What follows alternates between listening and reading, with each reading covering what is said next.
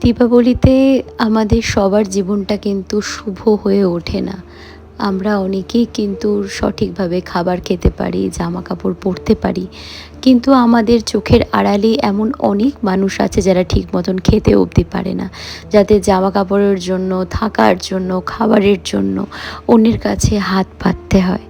আমার মনে হয়েছিল যে আমার যতটুকু সামর্থ্য, যতটুকু ভগবান আমাকে সেই সাধ্যটুকু দিয়েছে, সে সাধ্যটুকুর মধ্যে বেশ কিছু জিনিস, বেশ কিছু বস্ত্র আমি তাদের মধ্যে কিন্তু দেওয়ার জন্য সেদিন চলে গেছিলাম নিউ কোচবিহার স্টেশনে।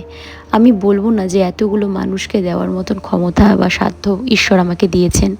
তবে যতটুকু আমি পেরেছি চেষ্টা করেছি। আমি বলব না প্রত্যেকটা জামাকাপড় নতুন ছিল।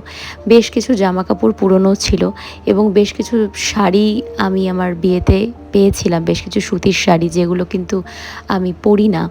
আর বেশ কিছু ঠান্ডার জামাকাপড়, টি-শার্ট আমি নতুনও কিনেছিলাম। নতুন পুরনো সবটা মিলিয়ে আমি নিয়ে গেছিলাম সেদিন তাদের মধ্যে এই জিনিসগুলো দেওয়ার জন্য। কারণ তারা অনেকেই ঠান্ডার মধ্যে কষ্ট পায়। আর সবচেয়ে পুরনো নয় সেটা হয়তো তোমরা দেখেই বুঝতে পারছো যে সব কিন্তু পুরনো দিইনি, তার মধ্যে বেশ কিছু নতুনও ছিল।